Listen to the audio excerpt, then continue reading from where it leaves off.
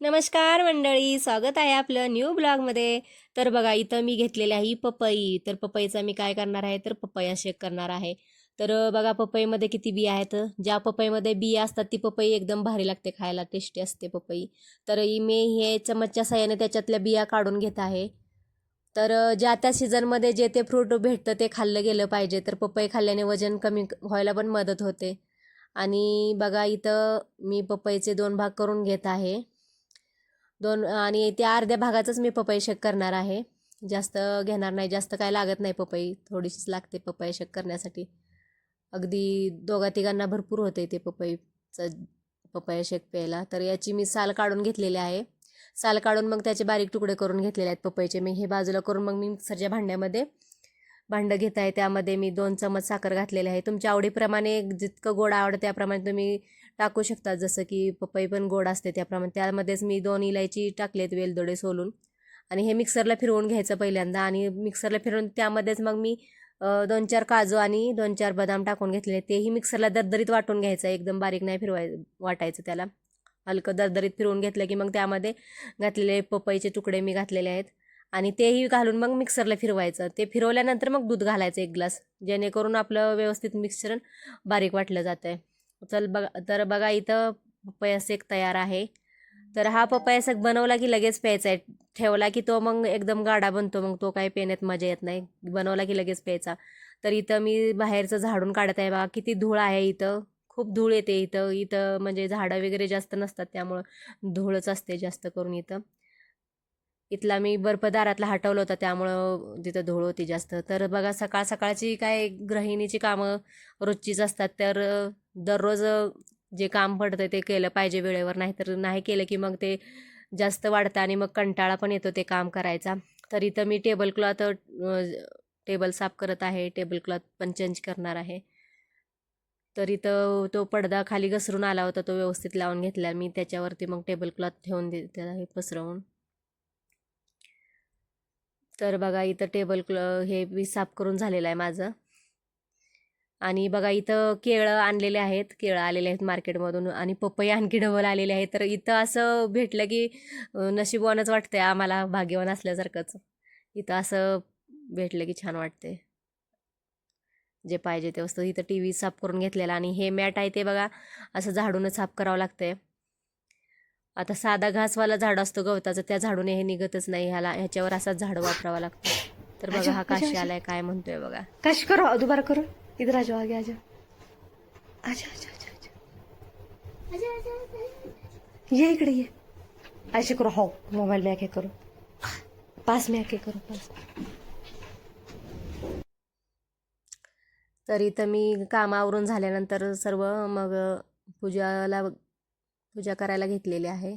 पूजा करत आहे इथं मी.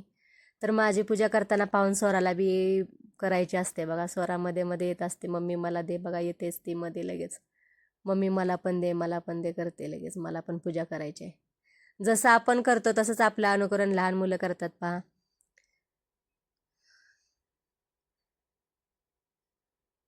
म्हणून मोठ्यांनी जे काय करायचं मुलांच्या समोर पॉझिटिव्हली सर्व कामं करायला पाहिजेत. कारण लहान मुलं आपल्याकडूनच शिकत असतात. तिला पण पूजा करायची होती बघा, मम्मीसारखंच फिरवायची आहे तिला पण अगरबत्ती.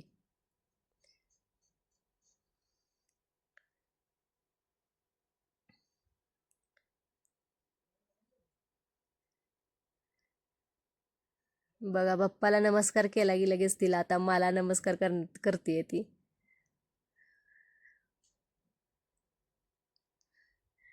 आणि बघा कसं स्वतः तयार झाली आहे, काजळ बिजळ लावून. तिला लय असं आवडतंय मेकअप करायला. तर बघा हा काशी रुसलाय. स्वरानं पूजा केली, स्वराला अगरबत्ती दिली, मला दिली नाही म्हणून तो कसा रुसला का. क्या चाहिए? क्या चाहिए? इधर देखो. ये चाहिए. लो लो आ जाओ. तर शेवटी त्याला बी अगरबत्ती दिली तेव्हा तो खुश झाला बघा. असा मग नमस्कार करायला नेला त्याला पुढे, तोही खुश झाला. त्यालाही आता स्वरानं जसं केलंय तसंच करायचं होतं. नमस्कार करो काशी. म्हणजे बघा लहान मुलं कशी मोठ्याचं बघून लगेच अनुकरण करतात. स्वरानं पाया पडलेलं पाहून त्यानं बी बघा नमस्कार केला. तर मंडळी बर्फात प्रदेशात राहणं शारीरिक आणि मानसिकतापूर्व आव्हानिकच असतंय, चुनौतीपूर्वकच असतंय ते. तर त्यासाठी एक विशेष तयारी आणि जीवनशैलीची आवश्यकता असते आपल्याला. तर बघा इथली घरं कशी असतात, ती काय असतं. तर इथं बघा तर मी तुम्हाला दाखवते. हा हीट प्लॅन आहे बघा, जेणेकरून हा रूम गरम ठेवतो आपली. ह्याला हात लावल्याचा कळतं, आज सध्या चालू आहे या. आणि इकडे बघा हा छोटासा हीटर आहे, हा रूम हीटर आहे, हा छोटासा रूम हीटर आहे. आणि हे असं मॅट टाकलेलं आहे रूम मध्ये, असं मॅट टाकलेलं आहे जेणेकरून हे मॅट थंडीपासून बचाव करतं. खाली फरशीवर पायालाही थंडी लागणार नाही. आणि महत्वाचा रोल आहे तो बघा हा भुकारीचा आहे रोल. हे ना मेन म्हणजे रूम सगळी गरम राहते आपली.